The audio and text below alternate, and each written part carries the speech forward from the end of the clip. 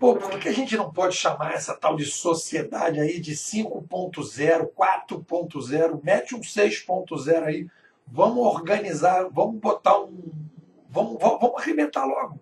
Vamos chamar logo de 7.0. Como é que é essa historinha aí de numeração? Tem alguma lógica?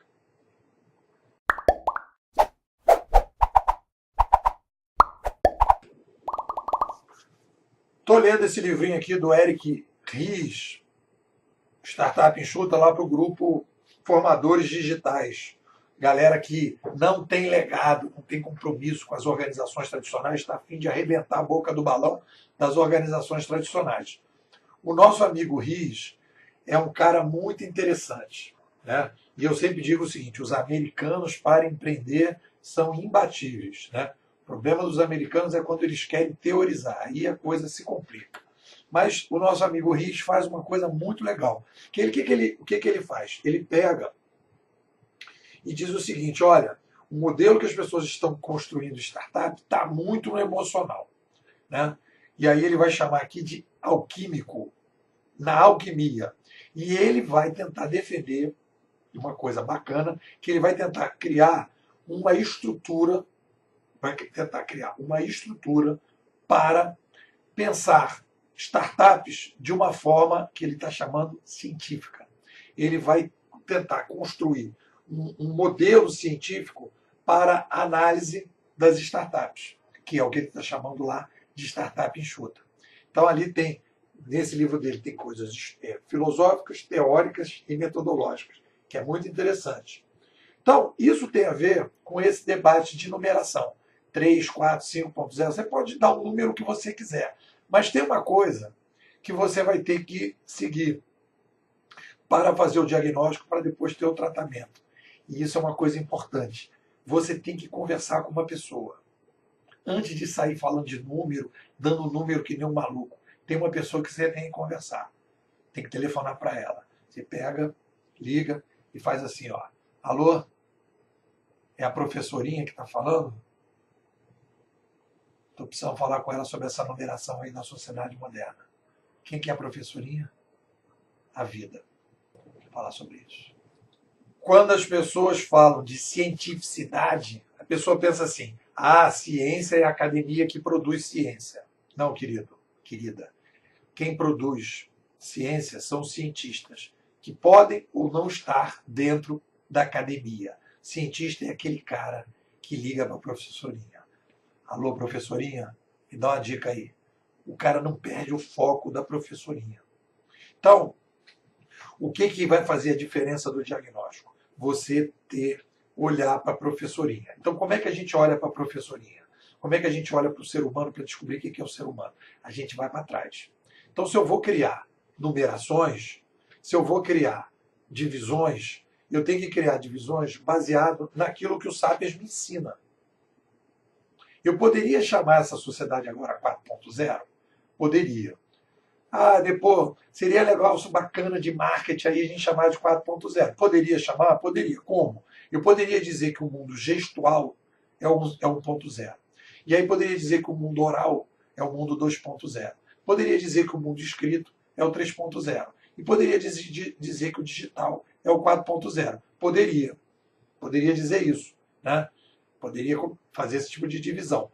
Porque eu consigo, a partir daí, olhar para o Sapiens. E aí, nesse momento, eu não vou perder a coisa mais importante. É dizer para as pessoas, olha, quando muda a mídia, a gente tem uma revolução civilizacional. E a gente pode colocar a sociedade nessa numeração, porque isso se aproxima do que a professorinha está dizendo no celular. Eu não posso sair criando umas coisas assim, tipo assim, gente, vai vender, vamos botar 5.0. Aí o cara pergunta, tá, mas como é que você chegou a isso? Como é que eu me balizo para dizer que a gente agora sai do 4 e vai para o 5?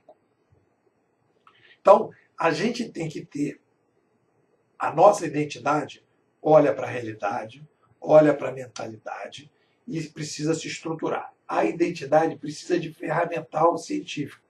E o ferramental científico ou é filosófico, ou é teórico, ou é metodológico. Então, a gente não pode sair que nem os malucos botando número. Se você tiver uma visão específica, se tiver uma filosofia, uma teoria e uma metodologia, para justificar o 4, 5.0, beleza. Só que o que os americanos falam? Eles vão falando, é 1.0, é 2.0, é 3.0, é 4.0, até você fala, mas tá.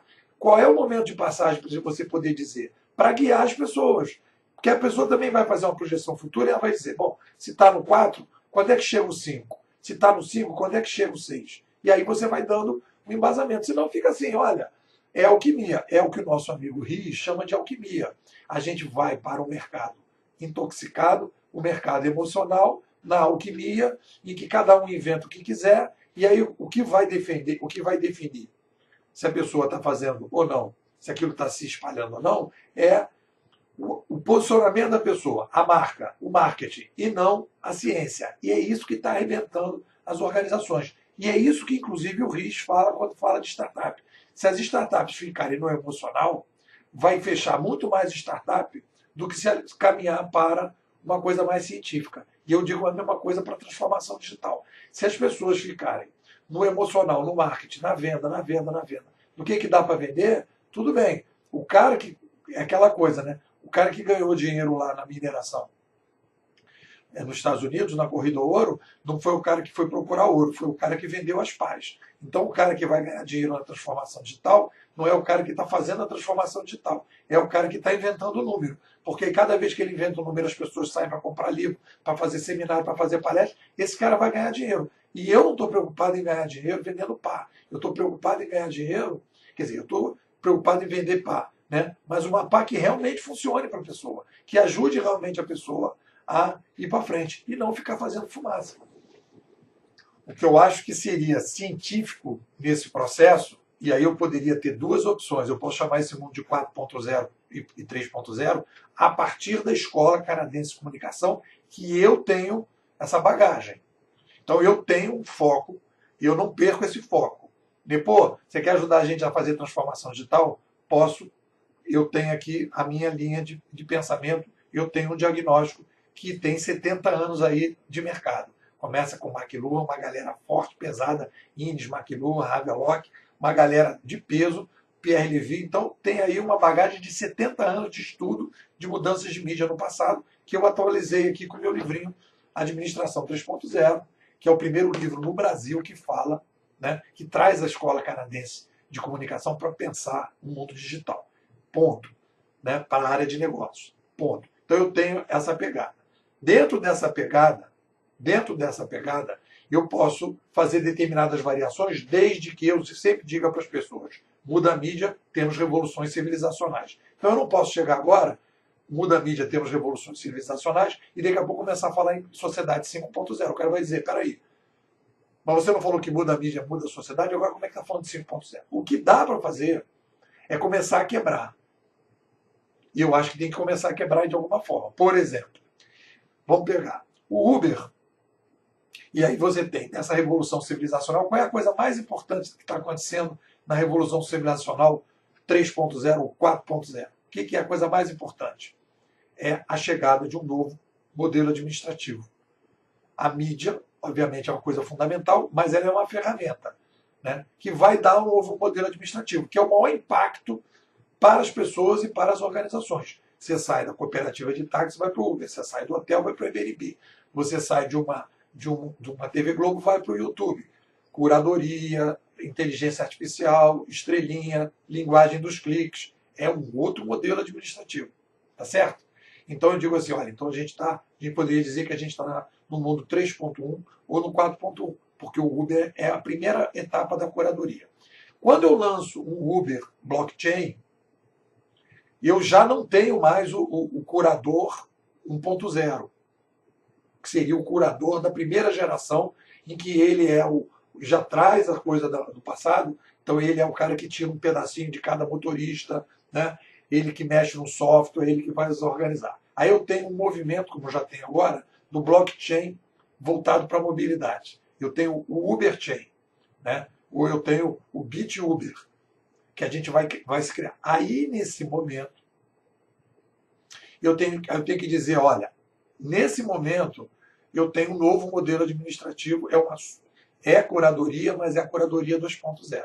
Aí eu poderia dizer que então a gente estaria entrando no 4.1, 4.2 ou 3.1, 3.2. Porque aí eu vou dar uma marca. Eu vou dizer, olha, a gente tem um troço novo aqui que é o Uber, ele tem um curador centralizado e o Block Uber não tem o curador centralizado. Ele já é um outro modelo. Então eu tenho que avisar que isso é uma coisa diferente. Então eu tenho que dizer, então a gente está indo para o 3.2. Né? Não estou indo para o 4, por quê? Porque a minha referência de revolução civilizacional é a mudança de mídia. Eu poderia dizer que eu iria para um 5.0, né, se a gente criasse uma nova mídia, caracterizadamente uma nova mídia, sei lá, se a gente tivesse assim um tipo de comunicação diferente, chip nos cérebros, e a gente começar a conversar, se a gente começar a conversar e começar a trocar informação e conhecimento com chip no cérebro, sem falar, sem nada. Aí eu tenho uma nova linguagem. Aí eu tenho uma coisa completamente diferente, que eu, em todo lugar que eu tenho, eu vou recebendo informação, etc. Tal. Aí eu tenho uma mudança que eu teria que dizer, isso aí vai criar uma revolução civilizacional. Então a gente tem o 3 ou 4, e aí seria, o 5 seria isso. Eu tenho que ter essa base. Alguém, que é o trabalho que o RIS está fazendo, o RIS está fazendo isso, e eu estou fazendo isso, e muita gente está fazendo isso, é o seguinte, tem que ter cientificidade. A coisa tem que bater uma coisa com a outra. Por quê? Porque o mercado intoxicado precisa, e é isso que os meus clientes me pedem, é isso que os meus alunos me pedem, e é isso que eles agradecem quando eu termino a minha aula, que eu vou lá agradecer os alunos, e os alunos vêm me abraçar e vêm dizer, pô, muito obrigado. Por que eles estão me dizendo muito obrigado? Muito obrigado por quê? Porque você trouxe para mim uma lógica, uma coisa que faz sentido. Eu não estava. A pessoa fala, pô, eu sentia tudo isso que você está falando, mas eu não conseguia colocar isso dentro de uma lógica. É isso que é o papel do cientista. E é isso que o mercado está precisando. Então, o que a gente precisa dar ao mercado é lógica, é ciência. Ah, essa é a única visão possível? Não. Essa é uma proposta de visão possível quando eu conversei com a professorinha. Então, se uma outra pessoa vai conversar com a professorinha e vai interpretar o que a professoria está dizendo de uma outra maneira, que ele apresente uma estrutura. Ah, é 5.0? Por que é 5.0? Ah, é 6.0? Por que é 6.0 e não é 4, nem 4,5, nem 5,5? E aí a pessoa tem que defender. Da maneira que a pessoa defender, você vai dizer, conforme estou aqui aprendendo com o RIS, ou é alquimia ou é ciência. Eu estou aqui apresentando ciência. E tem muita gente aí fazendo alquimia.